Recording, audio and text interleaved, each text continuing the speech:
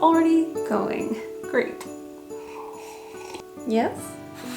Okay. The witch is back. Today we're talking about the winter solstice, also known as Yule. In the northern hemisphere, the winter solstice takes place around the 21st of December. This is when the Earth's axis tilts away from the sun, so we get the longest night of the year and the shortest day. Because of this, we then celebrate the light returning, because with the light returning will eventually return the crops and the animals and the abundance of spring and summer. So we celebrate the winter solstice because we celebrate the hope for the future. And this year especially, we are all feeling that. Yule specifically has a lot of Norse origins to it. If you don't feel particularly attracted to that, you can just celebrate the winter solstice, but there are other festivals and holidays that align with this time. So depending on your practice, you can celebrate one of those, but they're all kind of virtually celebrated with a lot of the same elements. It is celebrating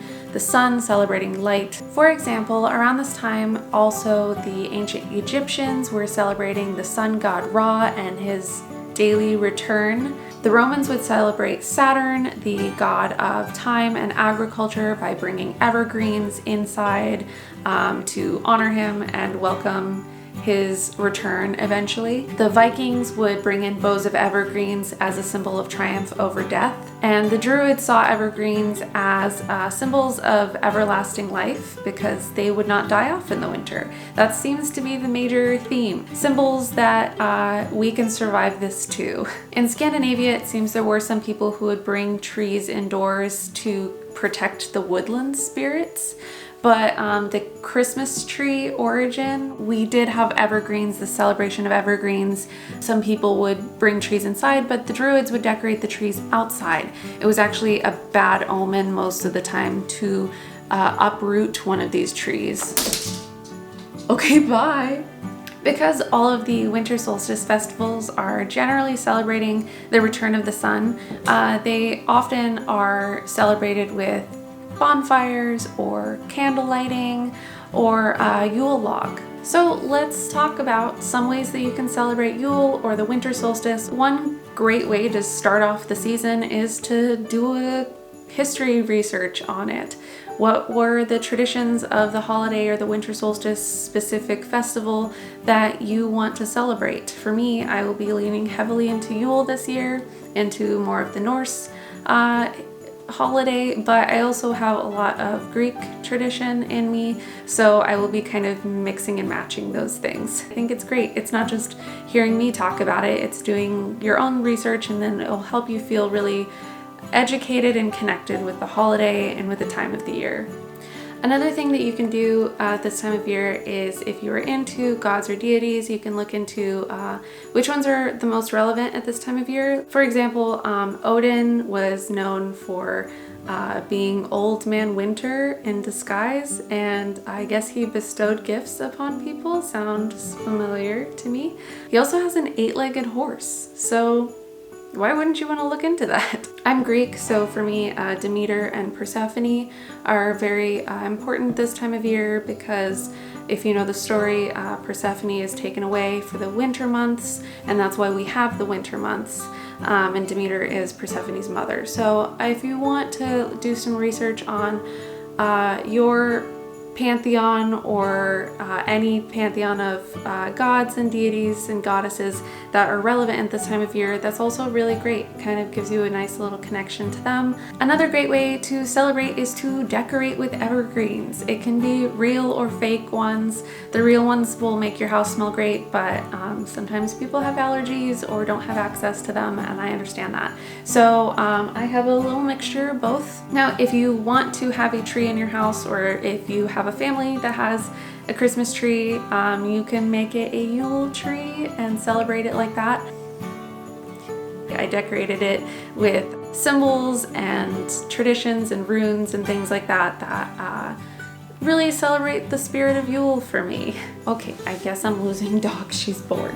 Another thing you can do is decorate a Yule log. The Yule log traditionally would be burned at the hearth of the home to protect the home and those within it.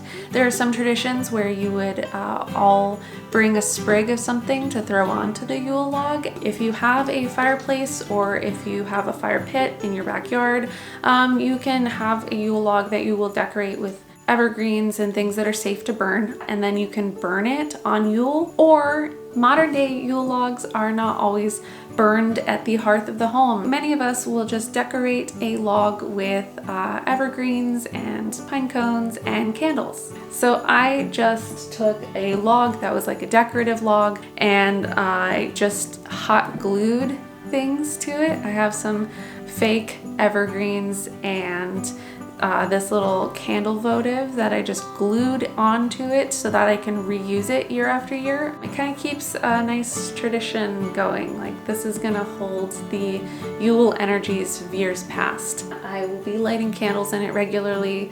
I know that some people will only light them on Yule, but I'm going to do it all season long.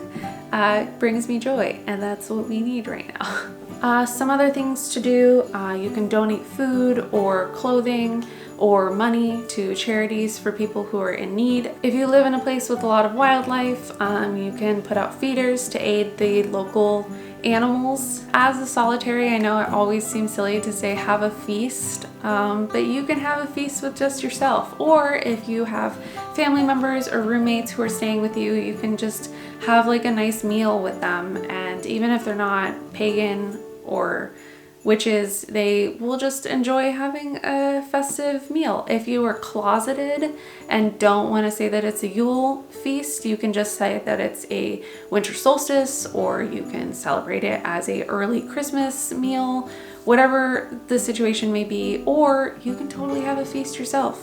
Just feast it up. Some traditional foods for the Yule season are roasted meats, stews, gingerbread, fruitcakes, cookies, dried fruits, nuts, apples, oranges, mulled wines, spice cider, these kind of things that we already think about when we think about like the holidays. I will also be doing a little Yule feast for myself, probably a stew of some sort, some vegan stew that I concoct together, and maybe a spice cider or a mulled wine. I personally just really like spending my season getting cozy and wearing sweaters and drinking hot cocoa or tea. Of course, another way to celebrate is to decorate your altar space. I will be doing a whole video just on that, so stay tuned because I will be totally redoing my altar and making it all Yule and festive for the season.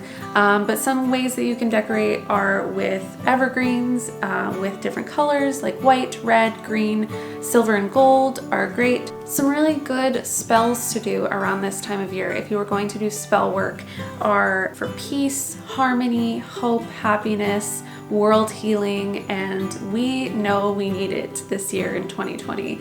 But in general, those are good to do at this time. Those are great.